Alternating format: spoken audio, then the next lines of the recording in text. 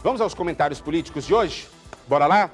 A gente começa falando com o professor Davidson Cavalcante sobre algumas mudanças que a Câmara Federal, a Câmara dos Deputados Federais, resolveu fazer para frear os ânimos de deputados esquentadinhos. Não é isso, Davidson Cavalcante? Boa noite para você, meu amigo. Selva, boa noite. Boa noite. Meu amigo, depois que Janones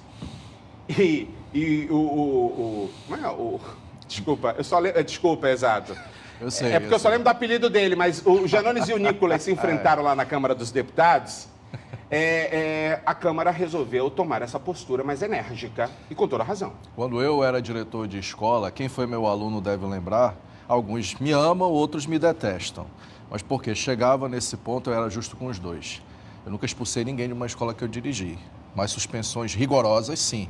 E elas são medidas pedagógicas, elas são medidas educativas. Não existe multa de trânsito para quem comete infração? Ainda acho que no Brasil é brando demais, mas enfim. Na Câmara dos Deputados, essa cena patética que a gente presenciou entre dois congressistas, entre dois deputados federais, Nicolas Ferreira, do PL, e André Janones, do Avante, que quase resultou em soco, pontapés, vias de fato, vias corporais, e isso daí teve consequências. O presidente da Câmara dos Deputados, como o Cleiton anunciou, Arthur Lira, resolveu se reunir com as comissões e criar um projeto de lei para suspender deputados que briguem, que se agridam, não só fisicamente, até verbalmente, porque isso pode configurar quebra de decoro. Muita gente quer assistir o Tá Na Hora, e é nosso dever educar, informar e também explicar o que é quebra de decoro. É quando você infringe moralmente as regras daquilo que você ocupa, do seu mandato, do seu cargo, faz a coisa errada, pisa na bola, isso é quebra de decoro, que pode resultar inclusive até na cassação no caso aí, do político, do mandato dele. Esse tipo de cena, só para me fechar, vou dizer uma coisa para você. Dá bem que o Arthur Lira agiu, porque isso não pega mal só para os dois, pega mal para todos os deputados. Então é necessário que a gente seja justo aqui e reconheça quando há acertos. Por isso que eu pedi o cartão verde hoje para a presidência da Câmara dos Deputados, para o Arthur Lira, que decidiu corretamente, porque precisa acabar com isso. Não justifica, porque eu sou de direita, eu sou esquerda, esse tipo de baixaria. Isso não combina com a nossa realidade. E fica feio. Imagine gente lá fora, de outros países, vendo essa cena, Cleiton. Cartão verde hoje para Arthur Lira, presidente da Câmara dos Deputados, pela postura em trazer maior disciplina, até mesmo para as autoridades da Câmara dos Deputados. Daqui a pouco a gente vai falar, inclusive, sobre a PEC das drogas, que andou circulando por lá. Começou, enfim, a votação aí. E vamos falar de pesquisa hoje também, né, mestre? Perfeito, quentinha. Uma pesquisa para a Prefeitura de Manaus, não é isso? Exato.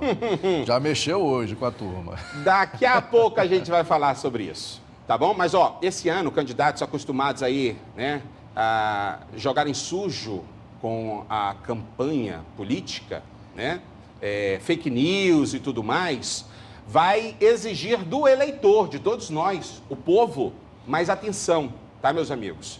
Temos que, ficar de olho em tudo que a gente lê e, primeiramente, analisar o que você está vendo na rede social, na internet. O Tribunal Regional Eleitoral do Estado do Amazonas criou, inclusive, um gabinete para avaliar a possibilidade de fake news durante as eleições deste ano. Acompanhe a reportagem. Qualquer pessoa que desconfiar de uma notícia falsa, mesmo que não seja candidato nas eleições deste ano, pode denunciar. É só acessar a página do TRE Amazonas, clicar no ícone de serviço à direita da tela e fazer a denúncia, mesmo que de forma anônima. O Tribunal Regional Eleitoral, nesse pleito em especial, está formando uma comissão de assessoria, tanto na parte cartorária quanto na parte judicial, justamente visando dar celeridade ao julgamento das ações de investigações judiciais eleitorais nesse período das eleições. Então, nós ratificamos aqui o nosso compromisso de julgar todas as ações dentro dos prazos e com a celeridade adequada. A denúncia será analisada imediatamente pela equipe do Comitê de Combate à Desinformação. O serviço vai funcionar 24 horas. Para as eleições municipais de 2024, a novidade é a regulamentação do uso da inteligência artificial na propaganda eleitoral, que inclui a proibição de deepfakes, a obrigação de aviso sobre o uso de IA, restrição de uso de robôs e responsabilização das plataformas digitais que não retirarem do ar imediatamente a desinformação. Eu chamo a atenção de todos que existe um crime específico na Lei 9.504, que é o crime de contratar pessoas para que façam a divulgação de informações que atingem a honra de atores do processo eleitoral, candidatos, partidos e coligações. Então, aquele que financia a disseminação de informações falsas comete crime e pode ser preso. Da mesma maneira, as pessoas que foram contratadas para prestar esse serviço. O presidente do Tribunal Regional Eleitoral do Amazonas, desembargador João Simões, assegura que a estrutura montada pelo Laboratório de Inovações do TRE vai dar a resposta necessária para que não haja interferência externa e enganosa na decisão do eleitor. Este comitê aqui ele vai funcionar 24 horas, todos os dias da semana. Não importa se é sábado, se é domingo, não importa se é feriado. Portanto, ele estará aqui sempre de prontidão. E nós teremos o pessoal que ficará na linha de frente de forma presencial, vamos dizer assim, com equipes para ir ao local, para verificar se realmente está acontecendo aquilo que está sendo denunciado. E nós teremos também uma turma que ficará nas redes sociais. Pois é, a gente precisa cada vez mais falar sobre isso, meus amigos. E fake news, sendo bem sincero, a gente pode entender o que está entranhado naquela reportagem ou naquele post, né? Principalmente em blogs de fofoca, ao analisar. Enxergue, veja, será que é isso mesmo? Porque, meus amigos, isso prejudica todos nós. Divulgação de mentira prejudica todos nós, não só a democracia como uma instituição, mas todos nós como indivíduo mesmo. Agora, falando de eleição, já tem algumas pesquisas que vem rolando aí, Davidson Cavalcante, para prefeito de Manaus, que tem colocado Davi Almeida e Amon Mandel empatados tecnicamente. Não é isso? É bom a gente lembrar, que eu acompanho o voto do relator quanto às fake news, tá? Mas mudando de papo, essa é a 13ª pesquisa que mostra um resultado praticamente semelhante com algumas variáveis. Novamente, Davi Almeida e Amon Mandel e Davi Almeida aparecem no segundo turno, se as eleições fossem hoje, e tecnicamente empatados. Mas teve uma coisa que me chamou a atenção nessa pesquisa.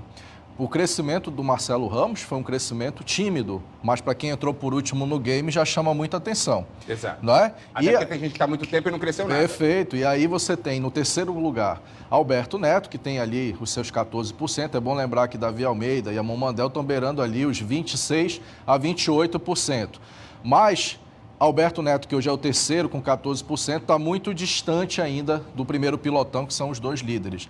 E Roberto Cidade, que se esperava muito que ele fosse pujantemente ali crescente, que pudesse entrar, ele está com 7% e colado ali nele Marcelo Ramos. Olha, eu ouvi hoje muita gente falando dessa pesquisa e eu pediria até que a Aline pudesse estender, não tem problema da gente deixar o próximo bastidor para amanhã.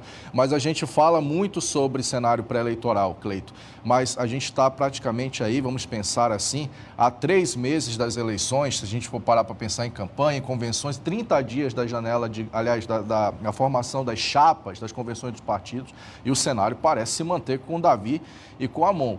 Qual é a alternativa para quem está embaixo? Seria, quem sabe, Alberto Neto e Roberto Cidade se unirem? Eu soube por fontes que nenhum dos dois cede. Mas aí os números estão pesando cada vez mais a favor dos 2 primeiros colocados, Cleiton. Uma pergunta básica, Davidson. Essas pesquisas refletem praticamente os mesmos números. Exato. Se você for analisar, grosso modo, com as margens de erro, nem Amon, nem Davi avançaram. Apesar de, antigamente, o Davi Almeida estar na frente e o Amon Mandel vir logo atrás, hoje o Amon Mandel, segundo as pesquisas, está mais à frente e Davi Almeida atrás. Mas se a gente for analisar o empate técnico, elas por elas. Exato. A pergunta é a seguinte, você acredita em mudança efetiva daqui para 3 meses, por exemplo? Eu acreditaria e talvez acredite, e aí eu parto do princípio da racionalidade, tá bom? Só para a gente fechar o comentário. Tem 12% de eleitores brancos, nulos e somando indecisos dá 20%. Esses podem fazer diferença. Como você mesmo falou, lá em cima estagnou, certo?